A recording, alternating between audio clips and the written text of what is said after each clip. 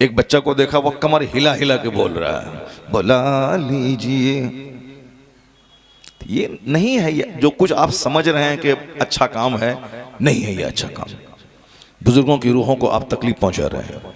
हाँ, गांव का 2-4-10 जाहिल नौजवान जो सूरत में कपड़ा बुनता है, लूम चलाता है, वो अपना चंदा करके इकट्ठा करके अपने गांव में अगर किसी नात खां को बोला कि 5 घंटा नात सुनता रहा तो वो उतना बड़ा मुजरिम नहीं है, क्योंकि वो तो उसी को दीन समझ रहा है। लेकिन अगर मदरसे में इस तरह का होता है, बहुत बड़ी ट्रेजेडी है। मदरसे में अगर ऐसा ही होता है कि सिर्फ नात खानों को बुला करके उनको तरजीह दिया जाए और तकरीर की हैसियत सानवी हो जाए, बहुत खतरनाक संदेश है ये। मदरसे में कोई बच्चा 8 घंटे बैठकर वो अरबी नहीं रटेगा, वो मुस्तफ़ा की हदीस याद नहीं करेगा। वो सारे बच्चे नात शरीफ की किताब लेके रहेंगे जैसे मदरसे में रहते हैं, क्योंकि वो जानता है कि भाई मौलवी साहब आया, उसको वैल्यू भी नहीं दिया गया और पैसे भी नहीं मिले और नजराने मिले भी तो उसके मुकाबले में कम मिले। तो जिस तरह सब मुकर्रिर नहीं बनता है, सब शायर नहीं बनता है, मगर प्रयास तो करना है। अब वो सारे बंदे प्रयास कर रहे हैं कि चलो कम से कम शायर हम बन जाए, चाहे सारी जिंदगी एक हदीस उसको याद ना हो पाए। शायरी की मजम्मत की गई है। नात खानी अच्छी चीज़ है, जो हुजूर की तारीफ करें, हुजूर को सुनाने के लिए सारे लोग नात पढ़ें, तन्हाई में पढ़ें, आका अलैहिस्सलाम के सामने सुनाएं, खूब रोएं, मदीना जाने के लिए तड़पें, बहुत अच्छा काम है। लेकिन ये उतना बड़ा काम नहीं जितना बड़ा काम नमाज पढ़ना है, जितना बड़ा काम मुस्तफ़ा की सुन्नतों पे अमल करना है। सारी जिंदगी कोई नात पढ़ता रहे, क़यामत के दिन कोई सवाल नहीं होगा कि तुमने नात क्यों नहीं पढ़ी और नात क्यों नहीं सुनी, नहीं सवाल होगा। मगर ये सवाल होगा क़यामत के दिन सबसे पहले, इन्ना अव्वला मा युहासबु बिहिल अब्द यौमल क़यामति सलात। हदीस में आया है तिरमिज़ी शरीफ, हुजूर ने कहा है। हुजूर की तारीफ हुजूर नहीं हम लोग करते हैं, और हुजूर ने जो कहा वो तो सबसे सुपीरियर है। आका अलैहिस्सलाम कहते हैं कि इस माहौल में लोग मौजूद हैं। दादोपुर के जलसे की यही खुसूसियत है कि शुरू होने से लेकर आखिर तक जलसा जमा हुआ रहता है, पब्लिक जमी हुई रहती है और लोग जलसे को अपना जलसा समझते हैं। कारी साहब की बड़ी मेहनत है, इससे पहले भी मैं आया हूँ, लेकिन उसके मुकाबले में आज का मजमा गालिबन बहुत ज़्यादा है। अल्लाह तबारक व तआला आप सबों को सेहत और तंदुरुस्ती अता फरमाए। बच्चे लोग अगरचे इस तरह की नात खानी अच्छी नहीं है जहाँ कुरान हदीस की बात सुनने वाले लोग नहीं रहें, जहाँ आलिम को सेकेंडरी हैसियत दिया जाए और शायर लोग को फर्स्ट एंड फॉरमोस्ट प्रायोरिटी उसको दी जाए। क्योंकि नात खानी करने वाले लोग कितने पढ़े लिखे होते हैं वो सबको मालूम है। ये फैज़ी साहब पर मैं अटैक नहीं कर रहा हूँ, वो पढ़े लिखे आदमी हैं, लेकिन आम तौर पर हमारी मजलिसों में जो नात खां लोग होते हैं बहुत कम पढ़े लिखे लोग होते हैं। 90% ऐसे ही होते हैं। दूसरों का कलाम पढ़ते हैं, अपना कलाम लिख नहीं सकते हैं, आवाज़ थोड़ी अच्छी है, उर्दू भी नहीं लिख पाते हैं, मगर चल जाते हैं, नाम फट जाता है। अब जब नाम फट जाता है तो फिर अब हर महफिल में बुलाए जाते हैं। उससे नुकसान ये होता है कि आलिम दीन की बातों को सुनने के लिए लोग नहीं रहे, कुरान हदीस सुनने के लिए नहीं रहे, और नात सुनने के लिए लोग रहे, नात सुनने के बाद चले गए, तो इल्म दीन की तौहीन होती है, इंसल्ट होता है, अपमान होता है। तो ये मजलिसों के लिए अच्छी बात नहीं है। अब यहाँ कव्वाला के जम जाए, कुरान सुनाने वाले को कोई नहीं पूछे, तो ये इंसल्ट है, तौहीन है, अपमान है। नात खानी हो पहले होती थी, जैसे हुजूर मुजाहिद मिल्लत की मौजूदगी में ऐसी नात खानी अगर होती तो वो कभी पसंद नहीं फरमाते। उनके ज़माने में नात पढ़ते थे लोग, 5 अशार पढ़ते थे, चले। जैसे यहाँ महफिल शुरू होने के टाइम में कुरान शरीफ की तिलावत जिसने भी की है बड़ी अच्छी तिलावत की। कुरान शरीफ की तिलावत होनी चाहिए ज़बरदस्त अंदाज में, काफिरों का सीना हिल जाता है। मगर हम लोग जलसे में सिर्फ 5 मिनट कुरान की तिलावत सुनते हैं, जबकि कुरान शरीफ की तिलावत कम से कम आधा घंटा सुनना चाहिए। और एक मीटिंग थी रूस में जिसमें मिस्र के बादशाह भी आए थे, कई ममालिक के किंग आए थे। कारी अब्दुल बासित साहब बहुत फेमस कारी हैं पूरी दुनिया के, तो उन्होंने कारी अब्दुल बासित को अपने साथ मिस्र से, जो मिस्र के बादशाह थे, वो लाए थे।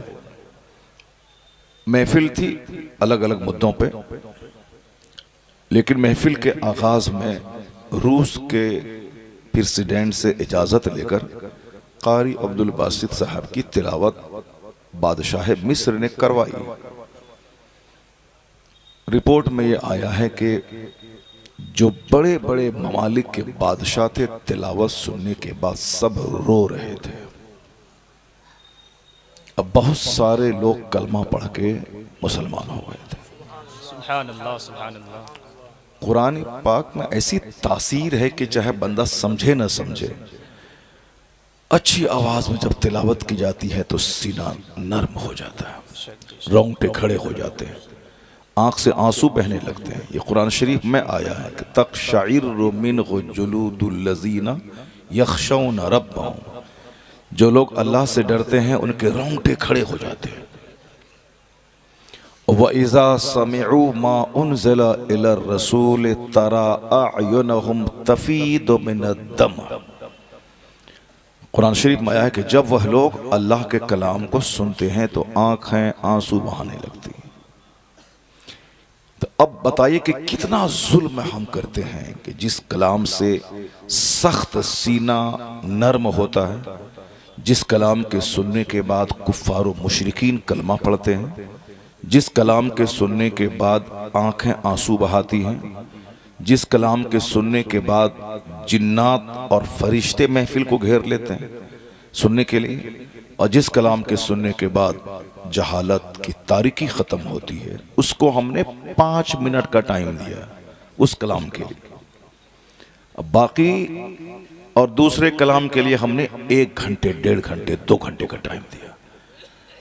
पढ़े लिखे लोग भले ही पब्लिक की भीड़ देख के खुश हो जाते हैं, मेरा जलसा कामयाब हो गया, जलसा आपका कामयाब नहीं हुआ, क्योंकि आपके जलसे में फजीलत किसकी रही, गलबा किसका रहा, शायरों का। एक शायर पहले 1 घंटा पढ़ा, दूसरा शायर अभी 1 से 1.5 घंटा पढ़ा। 5 घंटे की महफिल में 3 घंटे शायरों ने ले लिए और 2 घंटे कुरान हदीस सुनाने वालों के हिस्से में गए। जलसा आपका फ्लॉप हो गया, कामयाब नहीं हो गया। बच्चों की भीड़ से जलसा कामयाब होता है। जो बच्चे सामने बैठे हुए थे नंगे सर बैठ करके कह रहे थे मदीना बुला लीजिए, एक एंगल से तो ठीक है, चलो जो बच्चे गाना गाते हैं, जो बच्चे गाना गा रहे थे, मोहम्मद रफ़ी की गाने गा रहे थे, साहब गली कूचे में बहुत सारी बातें मैं नहीं अपनी ज़बान से बोलना चाहता हूँ, लेकिन वो बच्चे गाना अब नहीं बल्कि नबी की नात पढ़ रहे हैं। ये तो एक पॉजिटिव पॉइंट है, ये एक पॉजिटिव पॉइंट है, अच्छी बात है। इसको हम 10 साल से बयान करते हुए आ रहे हैं कि असद भाई की नात हमारे इलाके में होती है, पूरे हिंदुस्तान में मकबूल है, अच्छा पढ़ते हैं, 25-30 साल से पढ़ते हैं। लेकिन उनकी नात का एक पॉजिटिव फायदा ये हुआ क्योंकि आवाज़ बड़ी पुरकशिश है। तो अब जो बच्चे गाना सुनते थे, गाना से अच्छा उनको नात लगने लगी, अब वो नात सुनने के आदी हो गए। अब फैक्ट्री में बच्चे 12 घंटे मशीन चला रहे हैं, अब नात सुन रहे हैं। ये तो हुआ कि गाने की जगह पे नात सुन रहे हैं लोग, लेकिन दूसरा एक साइड इफेक्ट उसका ये हुआ कि इल्म दीन की अहमियत ख़त्म होने लगी। जो असली मकसद जलसा है, हुजूर की सीरत सुनाना, हुजूर की तालीमात सुनाना, आका अलैहिस्सलाम के मैसेज कौम तक बताना, लोगों की गफलत और लापरवाही को दूर करते हुए उसे मजहब इस्लाम के ताल्लुक से फिक्रमंद एंक्सस बनाना, ये बातें नात शरीफ से नहीं होती, यह बातें मुस्तफ़ा की हदीस सुनने से होती, ये बातें कुरान करीम की आयतों के सुनने से होती। तो एक फ़ायदा थोड़ा सा हुआ कि बच्चे नात याद हो गई इनको, लेकिन दूसरा नुकसान ये हुआ कि जो कुरान की आयतें याद होनी चाहिए वो याद नहीं हुई, जो मुस्तफ़ा की हदीस याद होनी चाहिए वो याद नहीं हुई। और आलिमों का जो सम्मान है कि 80 साल का बूढ़ा अगर उनके सामने कोई 18 साल का जवान आलिम हो, तो हदीस में आया, हदीस का मफ़हूम यही है कि 80 साल के बूढ़े को 18 साल के जवान से पीछे चलना चाहिए, और 18 साल के जवान जो आलिम है उसको आगे रखना चाहिए। ये उम्र की इज्जत नहीं, इल्म दीन की इज्जत है, या इल्म दीन की इज्जत है। ये इज्जत तो गई काम से। मौलाना साहब बाहर से आए जो कुरान हदीस जानते हैं, बच्चों को बुखारी शरीफ पढ़ाते हैं, वो आए, कोई मिलने उनसे नहीं आया, कोई सुटकेस पकड़ने वाला नहीं रहा। और ये जो जाहिल दी ग्रेट है जिसको कुछ भी नहीं आता है, जो हिंदी में दूसरों की नातें लिख लिख के पढ़ता है, अब वो आ गए तो अब 50 बच्चे उसको घेर लिया, ये पढ़िएगा, ये पढ़िएगा, वो पढ़िएगा, वो पढ़िएगा। अब कोई आगे कोई पीछे, पान खाइएगा, चाय पीजिएगा। तो अब पता चला कि कोई बंदा आपका आलिम नहीं बनेगा। क्यों? आपने सम्मान तो कम पढ़े लिखे को दे दिया, आपने इज्जत तो कम पढ़े लिखे को दे दी। जो बुखारी शरीफ पढ़ाता है, जो अरबी बोलता है, जो अरबी सीखता है, उसको तो आपने साइड की हैसियत दे दी, उसको तो सलाम भी नहीं किया, सलाम का जवाब तक नहीं दिया आपने। तो फिर अब कोई अरबी पढ़ने वाला नहीं रहेगा। अब हुजूर ने फरमाया है कि इल्म दीन दुनिया से उठा लिया जाएगा, इल्म ख़त्म हो जाएगा, युरफ़ाउल इल्म, इल्म उठा लिया जाएगा दुनिया से। जहालत रहेगी, लोग नाचेंगे, गाएंगे, कूदेंगे। एक बच्चा को देखा, वो कमर हिला हिला के बोल रहा है, बोला लीजिए। ये नहीं है, ये जो कुछ आप समझ रहे हैं कि अच्छा काम है, नहीं है ये अच्छा काम। बुजुर्गों की रूहों को आप तकलीफ पहुंचा रहे हैं। हाँ, गांव का 2-4-10 जाहिल नौजवान जो सूरत में कपड़ा बुनता है, लूम चलाता है, वो अपना चंदा करके इकट्ठा करके अपने गांव में अगर किसी नात खां को बोला कि 5 घंटा नात सुनता रहा, तो वो उतना बड़ा मुजरिम नहीं है, क्योंकि वो तो उसी को दीन समझ रहा है। लेकिन अगर मदरसे में इस तरह का होता है, बहुत बड़ी ट्रेजेडी है। मदरसे में अगर ऐसा ही होता है, सिर्फ नात खानों को बुला करके उनको तरजीह दिया जाए और तकरीर की हैसियत सानवी हो जाए, बहुत ख़तरनाक संदेश है ये। मदरसे में कोई बच्चा 8 घंटे बैठकर वो अरबी नहीं रटेगा, वो मुस्तफ़ा की हदीस याद नहीं करेगा। वो सारे बच्चे नात शरीफ की किताब लेके रहेंगे जैसे मदरसे में रहते हैं, क्योंकि वो जानता है कि भाई मौलवी साहब आया, उसको वैल्यू भी नहीं दिया गया और पैसे भी नहीं मिले, और नजराने मिले भी तो उसके मुकाबले में कम मिले। तो जिस तरह सब मुकर्रिर नहीं बनता है, सब शायर नहीं बनता है, मगर प्रयास तो करना है। अब वो सारे बंदे प्रयास कर रहे हैं कि चलो कम से कम शायर हम बन जाए, चाहे सारी जिंदगी एक हदीस उसको याद ना हो पाए। शायरी की मजम्मत की गई है। नात खानी अच्छी चीज़ है, जो हुजूर की तारीफ करें, हुजूर को सुनाने के लिए सारे लोग नात पढ़ें, तन्हाई में पढ़ें, आका अलैहिस्सलाम के सामने सुनाएं, खूब रोएं, मदीना जाने के लिए तड़पें, बहुत अच्छा काम है। लेकिन ये उतना बड़ा काम नहीं जितना बड़ा काम नमाज पढ़ना है, जितना बड़ा काम मुस्तफ़ा की सुन्नतों पे अमल करना है। सारी जिंदगी कोई नात पढ़ता रहे, क़यामत के दिन कोई सवाल नहीं होगा कि तुमने नात क्यों नहीं पढ़ी और नात क्यों नहीं सुनी, नहीं सवाल होगा। मगर ये सवाल होगा क़यामत के दिन सबसे पहले, इन्ना अव्वला मा युहासबु बिहिल अब्द यौमल क़यामति सलात।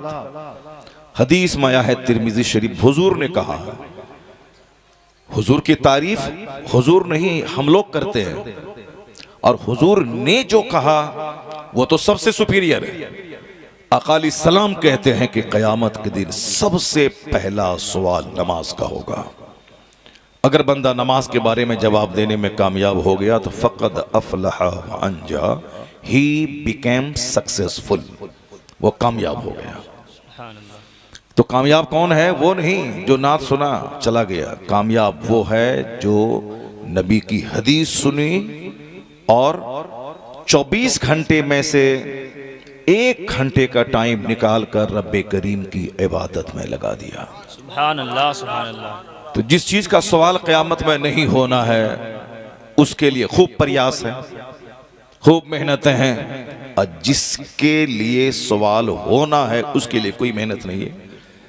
मस्जिद में नमाज के टाइम में बहुत कम लोग थे, अब साहब नात की महफिलों में बहुत ज्यादा लोग हैं। अब जरा गौर से सुनिए, हमारा त्यौहार और दूसरों के त्यौहार में फर्क क्या है। अभी हम लोग धीरे धीरे नाच के करीब जा रहे हैं, हम लोग धीरे धीरे बैंड बाजा के करीब जा रहे हैं, हम लोग धीरे धीरे वो जहालत कि हज था जाहिलों में बाकी, मुशरिकों में, काफिरों में हज बाकी था, हज की सूरत बाकी थी, लेकिन वह लोग हज कैसे करते थे? वह लोग नंगे तवाफ करते थे काबा का। अगर आप हज करते हैं तो आप देखते होंगे कि उम्रा में क्या चीज़ ज़रूरी है। एक नियत करना, एहराम बांधना, खाने काबा का तवाफ करना और सफ़ा मरवा की सही करना, उसके बाद बाल मुंडे लेना, ये उम्रा ख़त्म हो गया। और हज में हज की नियत करना, एहराम बांधना, उसके बाद तवाफ़ काबा, ये जो फ़राइज़ में दाखिल है, वक़ूफ़ अरफा, और वाजिबात को शामिल कर लें तो पहले जाके तवाफ़ करें, फिर उसके बाद अरफात जाएं, फिर वहाँ से लौट के मीना आएँ, फिर कंकड़ी मारें, फिर साहब कुर्बानी करें, फिर सर के बाल मोड़ें, फिर मक्का जाएं, फ़र्ज़ तवाफ़ करें, फिर वहाँ से वापस मीना आए। तो ये सारी चीज़ें हज में दाखिल हैं। ये सब शक्ल जाहिलों में थी, जबकि इस्लाम की आमद से पहले, अकाल इस्लाम की आमद से पहले ये शक्ल थी हज की। लेकिन वह शक्ल क्या थी? वह लोग नंगे तवाफ करते थे। जैसे मैंने अपनी आंखों से देखा बहराइच शरीफ में, हुजूर सैयद सालार मसूद गाजी रदी अल्लाह ताला अन्हु, कितने बड़े बुजुर्ग हैं, कितनी उनकी रूह कब्र में तड़पती होगी लोगों की जहालत को देखकर। मैंने अपनी आंखों से देखा कि औरतें नाचते हुए आ रही हैं और दरवाजे पे नाच रही, वो सब गैर मुस्लिम औरतें थी, नाच रही हैं वो सब। हम कहते हैं कि गोल्डन टेम्पल है सिखों का पंजाब में, वहां जाके कोई नंगे सर अंदर जाए तो नहीं जा सकता है, चाहे तो खरीद करके रुमाल सर पे बांधो, या फिर वहां गिफ्ट देने के लिए लोग रहते हैं, ये सर को ढांप करके तब आप अंदर जाइए। काफिरों की इबादत गाह है, वहां लोग मौजूद हैं कि नंगे सर कोई नहीं जाए, और एक अल्लाह के वली की दरगाह है, और वली के नाम का खाना खा रहे हैं, उनके नाम के नजराने से पेट पाल रहे हैं, और कोई बोलने वाला नहीं है कि खबरदार इस आस्ताने पे नाचना नहीं है। औरतें नंगी नहीं आएंगी, नंगे सर नहीं आएंगी, नाचेंगी नहीं, क्योंकि अल्लाह के बहुत बड़े वली का मजार है। कोई बोलने वाला नहीं, क्यों? इसलिए कि वो औरतें नाचेंगी तो 5 टका उसको मिलेगा, और अगर औरतें नहीं आएंगी तो रुपया नहीं मिलेगा। चाहे हराम काम 24 घंटे मजार पे हो, चाहे गरीब नवाज की रूह कब्र में तड़पे, चाहे सैयद सालार मसूद गाजी की रूह कब्र में तड़पे, मगर हमको तो टका चाहिए। उस टका उस वक्त मिलेगा जबकि औरतें आएंगी। इसलिए हमने सब सह लिया, चाहे इस्लाम जख्मी हो, इस्लाम का कानून जख्मी हो, चाहे कुफारो मुशरिकीन मजाक मेरा उड़ाएं, चाहे मेरा मजहब बदनाम हो, सब चलेगा मगर माल चाहिए, सब चलेगा मगर माल चाहिए। अगर ये नाचने वाला अगर बच्चा नहीं होता, अगर सिर्फ 50 लोग यहां बैठे होते और 2 घंटे तक कुरान पाक की अजमत पे खिताब होता और सारे लोग सुन के चले जाते, तो 5000 नंगे सर उछलने वाले बच्चों से 1 करोड़ गुना ज्यादा कामयाब वो महफिल हो जाती। बेशक बेशक, सुभान अल्लाह, सुभान अल्लाह। क्योंकि ये अंदाज नाचने की तरफ ले जा रहा है, ये अंदाज जहालत की तरफ ले जा रहा है, ये अंदाज शिर्क की तरफ ले जा रहा है। हज बाकी था लेकिन नंगे लोग तवाफ करते थे, कुर्बानी बाकी थी जैसे हम लोग कुर्बानी करते हैं। मौलाना साहब जा रहे हैं, मोहम्मद अली फैजी 1.5 घंटा तक पढ़ता रहा, मौलाना साहब नहीं गए। अब मैं इस्लाम सुना रहा हूं, मौलाना साहब जा रहे हैं, जाओ। कोई कल तुम्हारा हाथ चूमने वाला नहीं रहेगा, कोई कल तुमको सलाम करने वाला नहीं रहेगा। मैं कसम खा के कहता हूं, अगर तुमने इल्मे दीन की इज्जत नहीं की और इस जलसे का माहौल नहीं संभाला तो मैं कसम खा के कहता हूं, आज तो सलाम 10% है, 90% तो खत्म हो गया, वो 10% भी खत्म हो जाएगा। फिर आप डफली बजाएंगे जिस तरह दूसरों को सम्मान दे रहे हैं और आलिमों का अपमान कर रहे हैं, इल्मी गुफ्तगू की तौहीन कर रहे हैं, कोई सलाम करने वाला नहीं मिलेगा। गवैया को, जोकर को, डांसर को, शराबी को, जानी को, सूदखोर को लोग डर के मारे सलाम करेंगे। और ये हुजूर ने 1400 साल पहले कहा है, आखिर जमाने में सलाम पहचान वालों तक महदूद होकर रह जाएगा और लोग डर के मारे दूसरों की इज्जत करेंगे। क्योंकि आप मौलाना है, आपसे कोई डर इसको है ही नहीं, न शर्म है, न हया है, न अदब है। चूंकि अल्लाह का डर रहेगा तब ना अल्लाह की बात बताने वाले की इज्जत रहेगी। या अल्लाह का डर ही नहीं है तो अल्लाह की बात बताने वाले की क्या इज्जत रहेगी।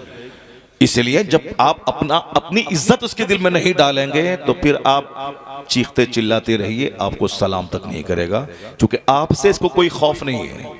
हाँ, कोई डकैत, बाहुबली, 10 आदमी का मर्डर करने वाला, 10 गुंडा को ले जाके दूसरों की जमीन पे कब्जा करने वाला, कोई उसको आंख दिखाया तो उसकी लाश को दरख्त पे लटका देने वाला, बाहुबली गुंडा अगर है तो उसको तो डर से आदमी ऐसे हाथ चूमेगा। चूंकि सलाम नहीं करेगा तो वो 2-4 तमाचा मारेगा, इसे उसको डर के बाबू सलाम अलैकुम, नाम लेके 10 बार बोलेगा सर अस्सलाम वालेकुम।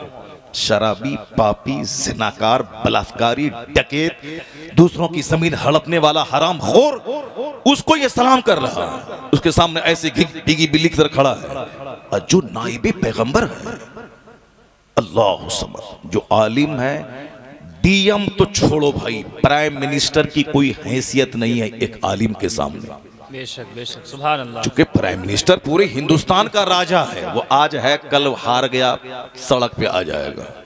लेकिन जिसके सीने में कुरान हदीस का इल्म है, उसके बारे में कहा गया है कि ये रास्ते से गुजरते हैं तो समंदर की मछलियां दुआ करती हैं। वाह, सुभान अल्लाह, सुभान अल्लाह। बस किराए के घर में रहे आलिम। हुजूर आप बड़ी इल्मी खिदमत कर रहे हैं, आप मेरी तरफ से तोहफा कबूल कर लीजिए। कहा नहीं लूंगा। कहा हुजूर ले लें। कहा नहीं लूंगा। कहा हुजूर ले लें। कहा नहीं लूंगा। जब बादशाह नहीं माना तो पोटली को लेके दबाया तो उस सोने से खून जारी हो गया। कहा गरीबों का खून चूस कर मेरे पास तोहफा लेके आए हो, अगर मेरी जबान पे शरीयत की रोक नहीं होती तो इस खून को वहां तक बहने के लिए छोड़ देता जिसका खून चूस के तुमने माल जमा किया। उन गरीबों के घर तक बादशाहों का सीना हिल गया। अब बादशाह दस्तबोसी कदमबोसी करने लगा। पीर अल्लाह के डर से वो सब रात भर नमाज पढ़ने लगे। मदरसा मरा हुआ जिंदा हो गया। 100 मौलाना को जब चिढ़ हुई कि ये बादशाह की आंखों का तारा, पब्लिक में गौसे आजम अब्दुल कादिर जिलानी की धमक, पूरे सारे बगदाद और पूरी दुनिया के सारे वलियों में सबसे ज्यादा चर्चा इनका हो रहा है, तो 100 मौलाना ने कहा कि इसको डिमोरलाइज करना है, हम लोगों की इज्जत खत्म हो गई, हर तरफ इनका चर्चा हो रहा है। 100 मौलवी 100 सवाल छांटा। कहा जब मजलिस हो रही होगी, गौसे पाक की मजलिस हफ्ते में 2 बार होती थी, 3 बार आप वाज कहते थे, 1 बार जुमा का वाज। सब पहले 5-5 आदमी महफिल में रहते थे। गौसे पाक कहते हैं कि पहले 5 लोग रहते थे। मैंने तकरीर तक शुरू की, 70,000 का मजमा होने लगा। 400 मौलाना दवात और कलम लेके महफिल में बैठकर गौसे पाक की तकरीर नोट करने के लिए रहते थे। और आज वो तकरीरें किताब की शक्ल में छप रही है। 100 मौलवी आया महफिल में ताकि गौसे आजम को ऐसा हार्ड सवाल करें कि वो जवाब ना दे सके, अब बादशाह की नजर में जलील हो जाए, बादशाह की नजर में जलील हो जाए। सारे आए, गौसे पाक बाहर निकले, सब मौलवी पे एक बार आपने निगाह दौड़ाई।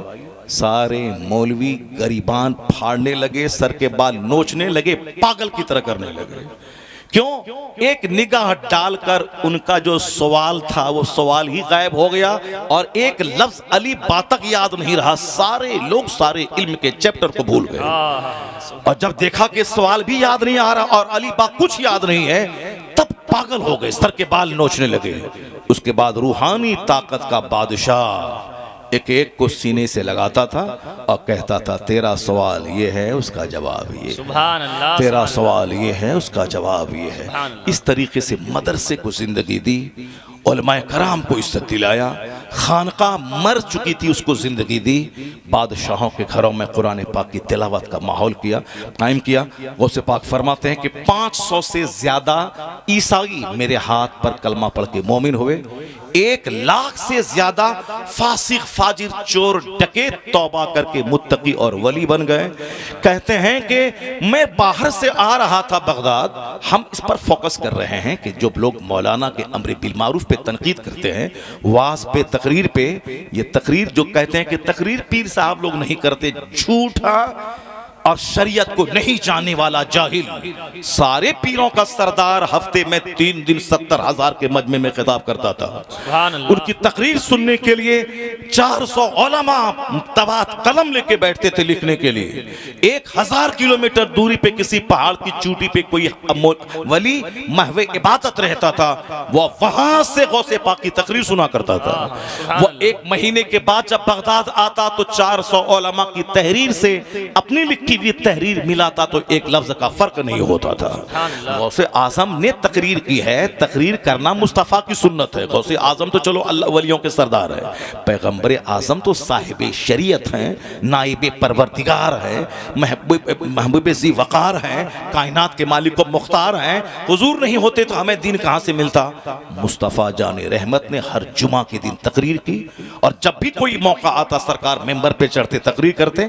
और फिर एक बार तो ऐसा हुआ कि हुजूर फजर की नमाज पढ़ाने के बाद मेंबर पे चढ़े, इतनी लंबी तकरीर की कि ज़ोहर का वक्त आ गया। इतनी लंबी तकरीर की, आया है फजर की नमाज पढ़ाई, सुम्मा सअदल मिंबरा फखतबना हत्ता हज़रति ज़ोहर। हुजूर मेंबर पे चढ़े, यहाँ तक तकरीर की कि ज़ोहर का वक्त आ गया। सरकार मेंबर से उतरे, ज़ोहर की नमाज पढ़ाई, सुम्मा सअदल मिंबरा फखतबना हत्ता हज़रतिल अस्र। हुजूर मेंबर पे चढ़े, फिर तकरीर की, यहाँ तक कि असर का टाइम हो गया। फिर आप मेंबर से नीचे उतरे, तकरीर की, फिर मेंबर पे चढ़े, तकरीर की, हत्ता गरबती शम्स, यहाँ तक कि सूरज डूब गया।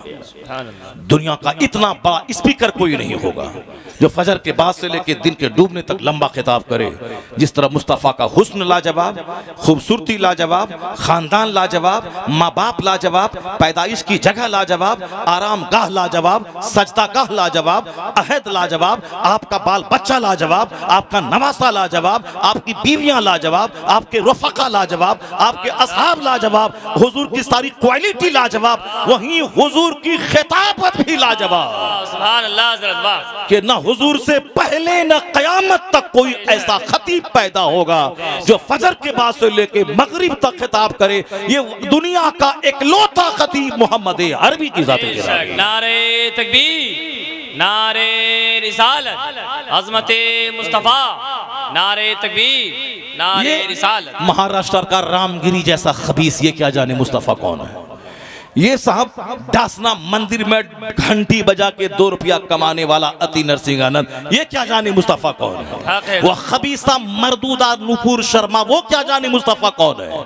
इसलिए मैं तुमसे कहता हूं, ये जाहिल घंटी बजा के 2 टका कमाने वाला, उसको तुम हीरो नहीं बनाएगा, उसको हाईलाइट नहीं करेगा।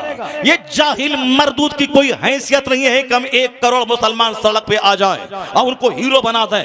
नहीं, जब पता चले कि खबीस ने मुस्तफ़ा के बारे में गलत कुछ कहा है तो तुम दुनिया को ये बता दो, ये खबीस तो कुछ हैसियत नहीं रखता। हिंदुस्तान का पढ़ा लिखा गांधी, उसने मेरे पैगंबर के बारे में कहा है कि जब मैं कुरान का अनुवाद, हिंदी अनुवाद पढ़ा और जब मैंने पवित्र जीवनी मुस्तफ़ा की पढ़ी, तब मुझको पता चला कि इस्लाम तलवार के बल पे नहीं फैला है, मुस्तफ़ा के अखलाक के बल पे सारी दुनिया में फैल गया। सुभान अल्लाह, सुभान अल्लाह। ये खबीस मरदूद कुछ बोला और हम सड़क पे आ गए, बुलडोजर अपने मकान पे चढ़वा दिया। इन खबीस, ये खबीस इस हैसियत रखता है, इसको हाईलाइट करते हैं, इसको हम हीरो बना दें, इसको बहादुर बना दें। दुनिया की सारी बातों का जवाब दुनिया में नहीं है। रास्ता चलते कोई खबीस शराबी मेरी माँ को गाली दे, उस शराबी से उलझने वाला अहमक का सरदार होगा। अक्लमंद वही है जो खामोशी से इज्जत बचा के चला जाए, चूंकि वो अकेले गाली सुना है। लेकिन जब माइक लगा के मेंबर पे जब बोलेगा कि वो शराबी गाली दिया, पहले ये तो अकेले सुना था, अब करोड़ों को बता रहा है कि मेरी माँ को गाली दिया गया। इसीलिए सारी बातों का जवाब नहीं होता है। कोई उसका अदीब बोले तो मेरा अदीब जवाब देगा, कोई उसका खतीब बोले तो मेरा खतीब जवाब देगा, कोई उसका शायर तौहीन करता है मेरा शायर जवाब देगा, कोई पॉलिटिकल लीडर तौहीन करता है मेरा पॉलिटिकल लीडर उसका जवाब देगा। और हिंदुस्तान में हम किसी की गर्दन काट नहीं सकते, अलबत्ता हमारा जो पढ़ा लिखा तबका है वो जाके सीरियसली हुकूमत से मुतालबा कर सकता है कि ये हिंदुस्तान में आग लगाने वाला शख्स भाईचारे के माहौल को तबाह कर रहा है, इसको जेल में रहना चाहिए, बाहर नहीं रहना चाहिए, जबरदस्त ढंग से मुतालबा करे। गाली दिया है रामगिरी और हम इलाहाबाद के पुलिस वाले पत्थर बरसा रहे हैं। क्यों बरसा रहे हैं? गाली तो वो दिया है, ये पुलिस वाला तो नहीं दिया है।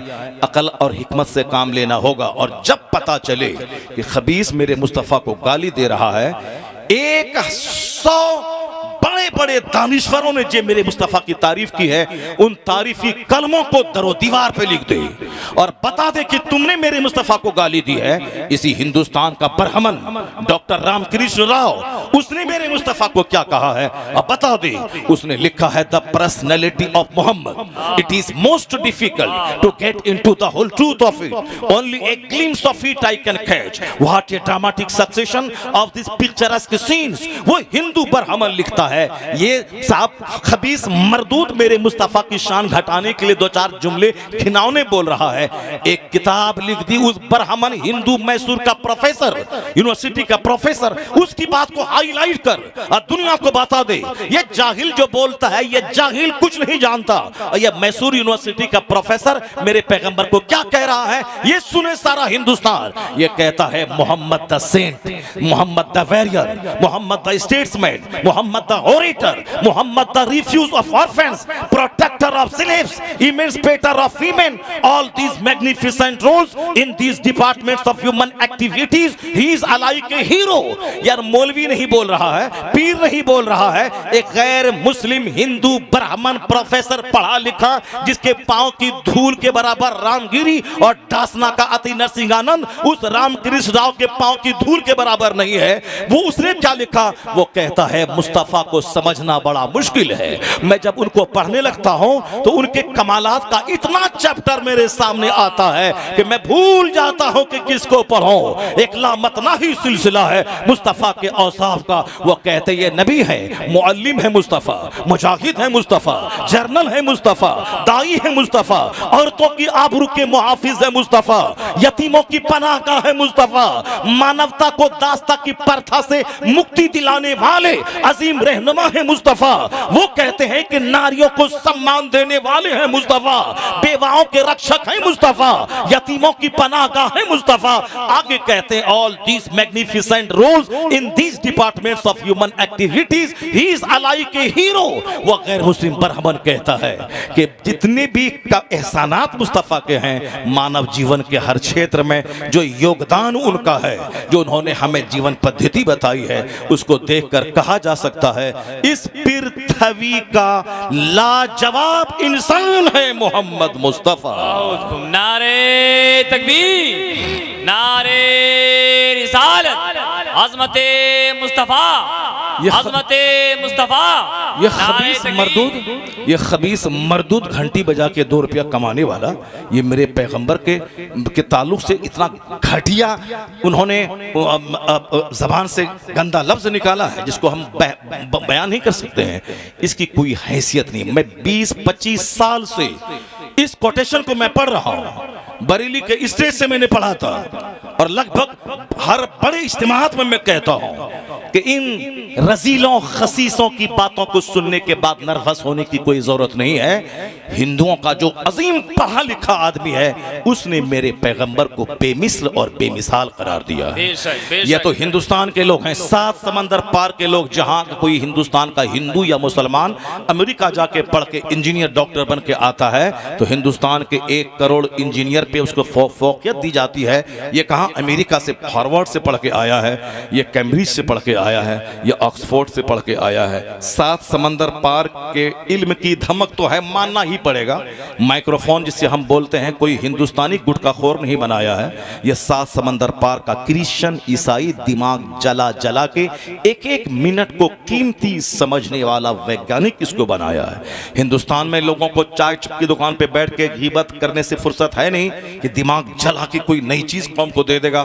यहाँ का हिंदू भी चौपट है और यहाँ के मुसलमान भी चाय की दुकान पे फजर की नमाज पढ़ने के बाद निकलने के बाद इमाम साहब की ही बुराई लेके बैठ जाता है। इमाम साहब की बुराई, जब इमाम अपने रहनुमा की बुराई बयान करे, उसकी सोच कैसी होगी। यहाँ का हिंदू भी साहब मार धाड़ करने की बातें करता है, यहाँ के मुसलमान भी मस्जिद से निकलने के बाद इमाम की गीबत करते हैं। ये कैसे हवाई जहाज बनाएगा, ये कैसे माइक्रोफोन बनाएगा, ये कैसे रेडियो बनाएगा, ये कैसे हेनरी फोर्ड की तरह ये मशीन दुनिया को देगा। जितनी भी चीजें आपके हमारे घर में है, चाहे लैपटॉप, चाहे कंप्यूटर, चाहे वॉशिंग मशीन, चाहे रेफ्रिजरेटर, चाहे एसी, चाहे बल्ब, चाहे जनरेटर, चाहे साइकिल, चाहे 2 व्हीलर, चाहे 3 व्हीलर, चाहे 4 व्हीलर, चाहे 100 व्हीलर की ट्रेन या उड़ने वाला प्लेन, ये सारी चीजें 7 समंदर पार के क्रिश्चियन और यहूदी ने दिया है। ये सबको मालूम है। अब हम कहते हैं कि वहाँ का पढ़ा लिखा इंडिया के पढ़े लिखे के मुकाबले में ज़्यादा वैल्यूएबल है कि नहीं है, दिमाग वाला है कि नहीं। अब वहाँ का आदमी मेरे पैगंबर के बारे में क्या कहा, उसको जरा गौर से सुन लो। मैंने ये बातें इसीलिए कह रही हैं, ऐसा नहीं कि हम अपने मुल्क के लोगों का अपमान करने के लिए ऐसा कहा। ये बात तो बिल्कुल फैक्ट है कि कोई साहब ना माइक्रोफोन बनाया, ना कोई टेलीविज़न बनाया। JL बेयर्ड ने टेलीविज़न दिया है, हेनरी फोर्ड ने मोटर कार दिया है, राइट ब्रदर्स ने हवाई जहाज दिया है, डेविड हक्स ने ये माइक्रोफोन दिया है, मार्कोनी ने टेलीग्राफी का फन दुनिया को दिया है। ये सारे उसी 7 समंदर पार के लोग हैं। तो वहाँ का एक पढ़ा हिंदुस्तान के लाखों पढ़े लिखे पे भारी है। अगरचे हिंदुस्तान की सड़ी हुई गलियां हमारे नजदीक अमेरिका के व्हाइट हाउस से बेहतर है, क्योंकि ये हमारा वतन है, सारे जहां से अच्छा हिंदुस्तान हमारा, हम बुलबुलें हैं इसकी ये गुलसितां हमारा। मगर हमारा बेटा काम चोर हो जाए, हमारा बेटा अगर कोढ़ी हो जाए, हमारा बेटा अगर नहीं पढ़े, गरीब का बेटा पढ़ के पूरा कुरान हाफिज हिफ्ज किया, मुफ्ती बन गया, राइटर बन गया, अरबी में 10 घंटे खिताब कर रहा है, उर्दू का बड़ा राइटर बन गया, अब मेरा बेटा कोढ़ी बन गया, वो नाचने गाने वाला बन गया, बाप का पैसा मुफ्त का मिला,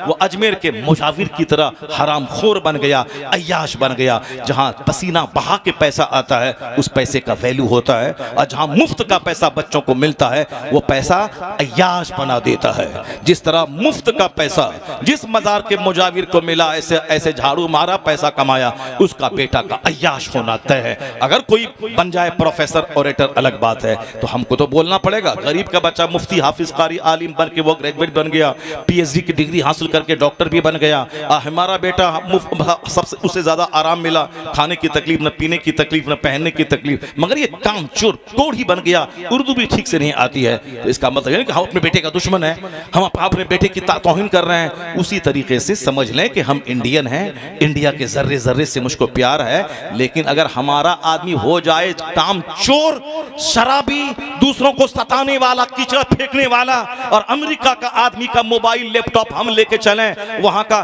तो मानना पड़ेगा हम लोग निकम्मे, 7 समंदर पार के लोग, एक एक मिनट को कीमती समझने वाले। आज जो कुछ भी हमारे पास घरों में टेक्निकल सामान है वो सब उसी का दिया हुआ है। वो कैसे लोग हैं वो लोग, उनकी तारीफ तो करनी पड़ेगी, अपने लोगों की कमजोरी तो बयान करना पड़ेगा, जिससे इसको किसी दूसरी जिहत से ना समझा जाए कि साहब हिंदुस्तान का अपमान कर रहे नहीं। मैंने कहा ना कि अमेरिका के व्हाइट हाउस से हिंदुस्तान की सड़ी हुई गलियां हमारे लिए हैं, क्योंकि ये मेरा वतन है। पाकिस्तान से अच्छा हिंदुस्तान हमारा, बांग्लादेश से अच्छा हिंदुस्तान हमारा, चाइना जापान से अच्छा हिंदुस्तान हमारा। मैं दुबई गया, 10-12 तकरीरें हमारी हुई, मगर मैंने कहा दुबई से अच्छा हिंदुस्तान हमारा। मैं पाकिस्तान गया, तकरीर मेरी हुई वहां, मैंने कहा कि लाहौर कराची से अच्छा हिंदुस्तान हमारा। बांग्लादेश नेपाल के खित्तों में गया, वहां नेपाल से अच्छा हिंदुस्तान हमारा। ये तो हम कहते हैं हिंदुस्तान हमारा, यानी इन सारे जहां से अच्छा हिंदुस्तान हमारा, हम बुलबुले हैं इसकी ये गुलसितां हमारा। लेकिन जो कमजोरी है उसको तो बोलना पड़ेगा, और जो तारीफ तो करनी पड़ेगी। तो जिसने माइक्रोफोन से लेकर हवाई जहाज तक दिया, वहां का एक दानिश्वर क्या बोलता है, जरा गौर से सुनिए। वो कहता है कि all standards by which human greatness may be measured, is any one greater than he. वहां का डॉक्टर लामार्टिन, वो यूरोप का दानिश्वर, कहता है कि इंसान की अजमतों को नापने का, इंसान की बड़ाई को जांचने का, इंसान की महानता को परखने का जितना पैमाना है, जितना मेयार है, जितनी कसौटी है, जितना तराजू है, सब सामने ले आओ। किसी एक बड़े इंसान को जांचने के बड़ा क्यों है, कसौटी क्या है जांचने की, वो कसौटी ले आओ। महान लोगों को जांचने का जितना पैमाना है सब सामने ले आओ।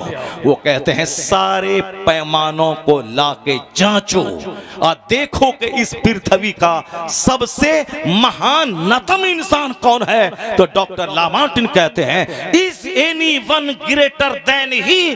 जब इन तमाम कसौटी पे जांचोगे तो कोई मोहम्मद से बड़ा नहीं मिलेगा।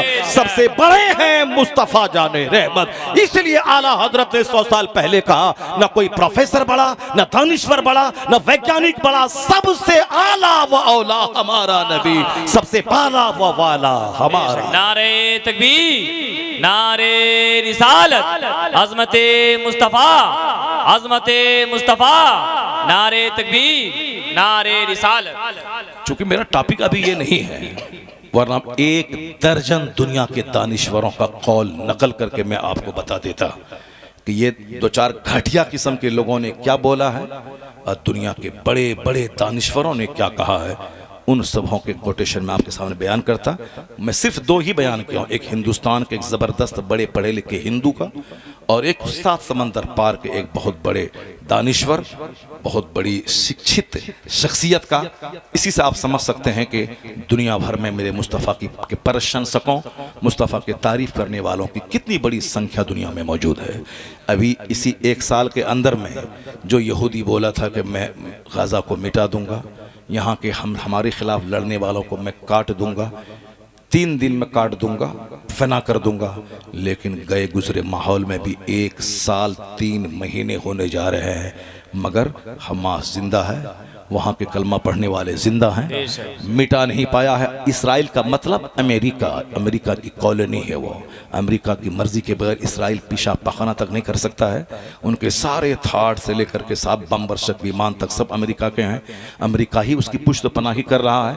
ये मुट्ठी भर नौजवान ने सुपर पावर से टकरा के बता दिया कि बम अलग है, ईमान की ताकत अलग, ईमान की ताकत अलग है। तो ईमान की ताकत ने इनको जिंदा रखा है अमेरिका के सामने, इसराइल के सामने। और इसी बीच में सुनिए, हम लोग तो अलग अलग, हम लोग तो बकवास ही करने वाले पैदा हुए हैं।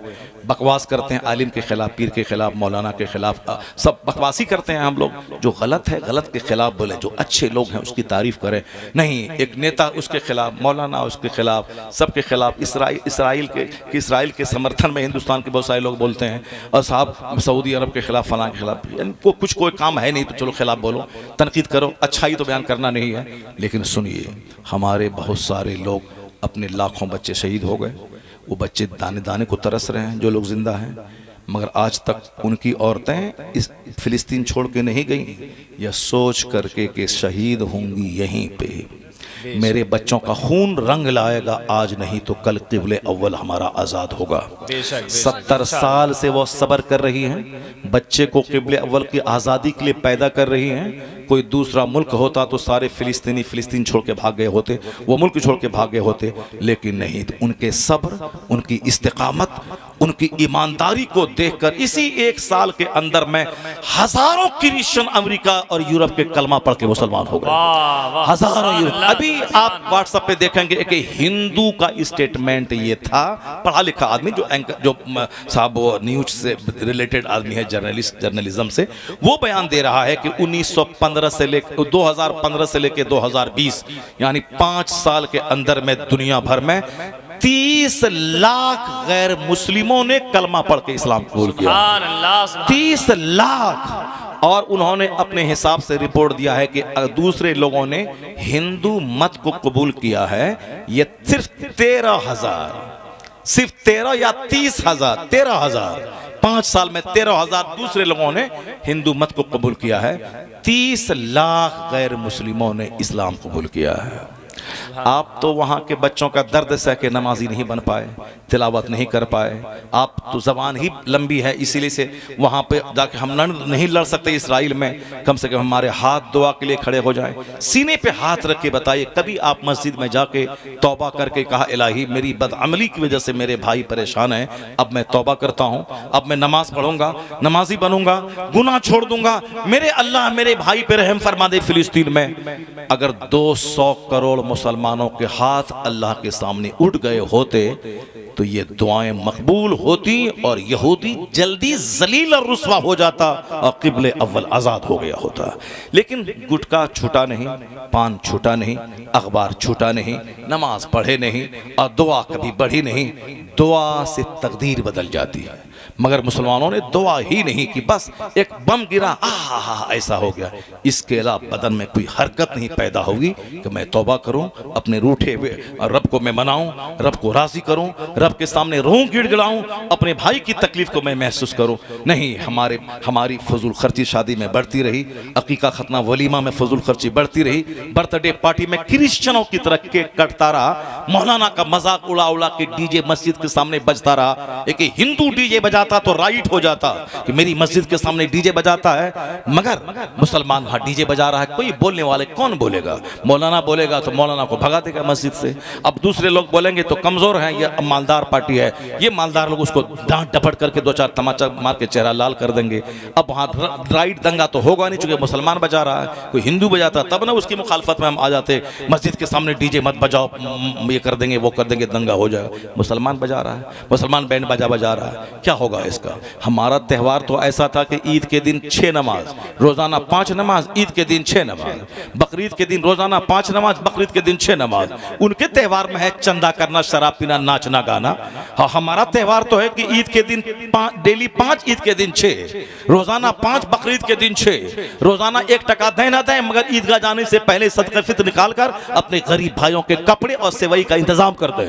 1 लाख का बकरा ज़बह करें, उसको 3 हिस्से करके गरीबों और रिश्तेदार को पहुंचा दें। ये मेरा त्यौहार है कि त्यौहार आने के बाद इबादत बढ़ जाती है, सजदा बढ़ जाता है, खैरात बढ़ जाती है। और उनका त्यौहार है नाचा गाया, नाचना गाना बढ़ जाता है। तो कम से कम इस वकार को तो बचा के रखो कि हम उसकी तरह ना नाचे ना गाएं। हमारा सजदा जब त्यौहार में बढ़ जाता है तो फिर ईदों की ईद साहब रबीउल अव्वल में क्यों नाचा जा रहा है, क्यों डीजे बजाया जा रहा है, क्यों हुल्लड़बाजी की जा रही है? हुल्लड़बाजी से डरेगा क्या? नहीं डरेगा। जो ताकत हुल्लड़बाजी में नहीं है वो ताकत सजदा में है, वो ताकत दुआ में है, वो ताकत तकवा में। बेशक हक है सर, वाह सुभान अल्लाह, सुभान। हमने मुहर्रम को अखाड़ा बना दिया।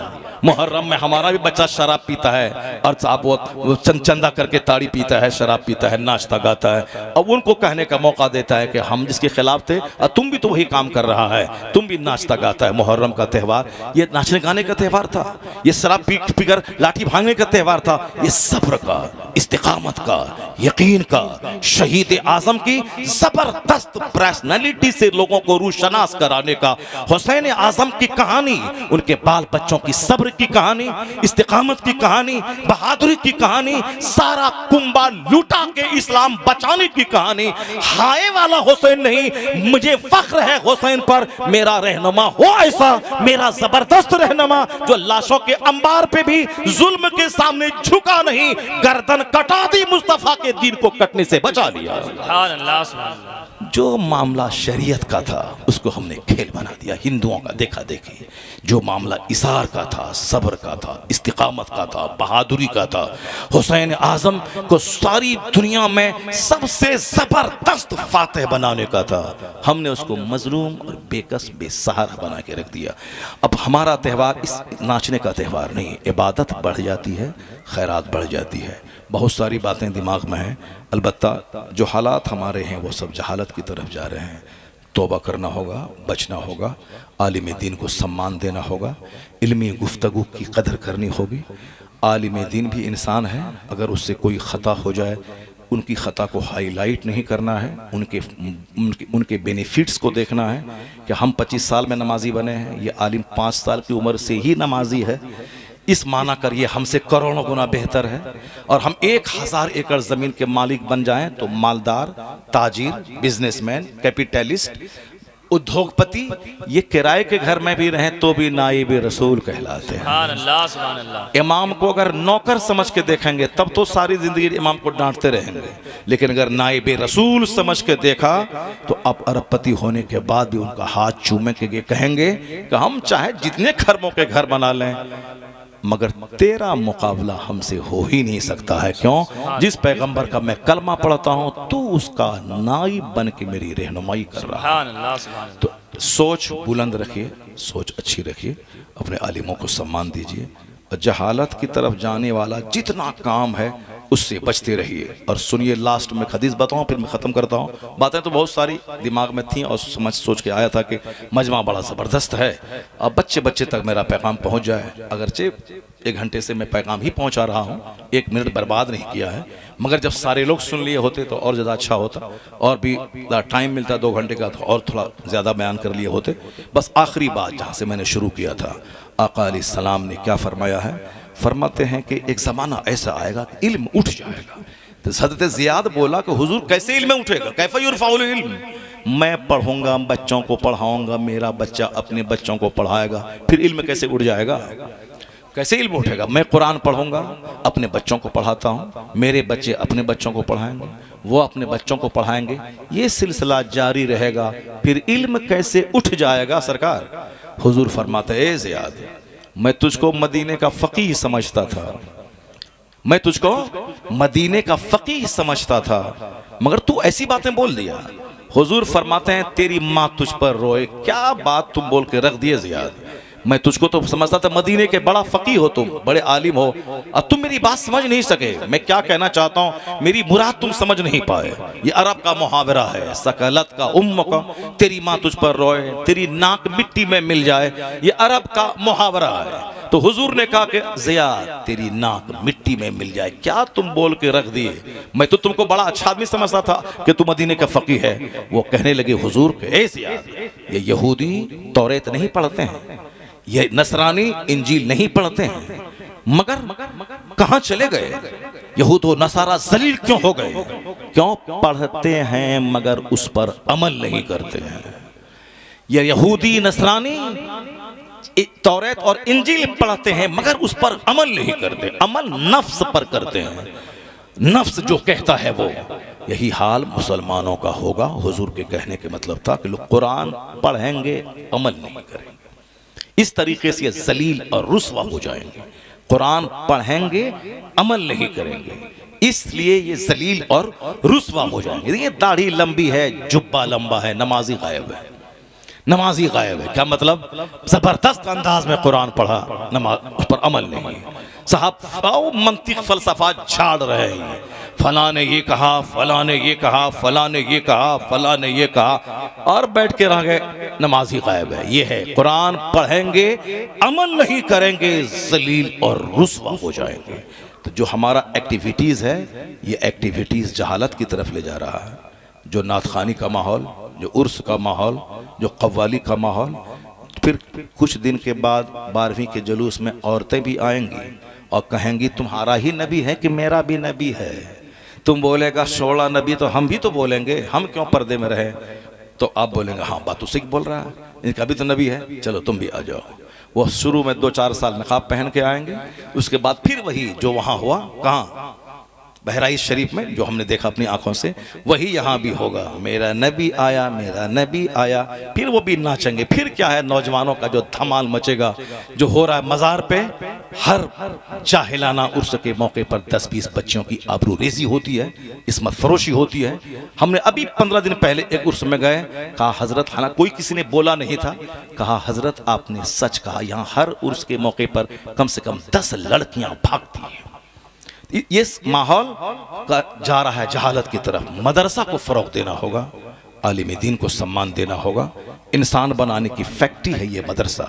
अब ये मदरसे में सिर्फ ज़राबा ज़ैदुन अमरन नहीं, बल्कि वही जो हुजूर ने कहा, पढ़ते हैं नसरानी, अमल नहीं करते हैं। सिर्फ पढ़ाई पे फोकस नहीं देना है, साक्षर नहीं बनाना है, शिक्षित बना देना है, उसको शिक्षित बना देना है। अल्लाह तबारक व तआला मदरसे को उरूज और तरक्की अता फरमाए, हमारे सारे लोगों को आलिमों का सम्मान और इज़्ज़त देने की तौफ़ीक़ अता फरमाए।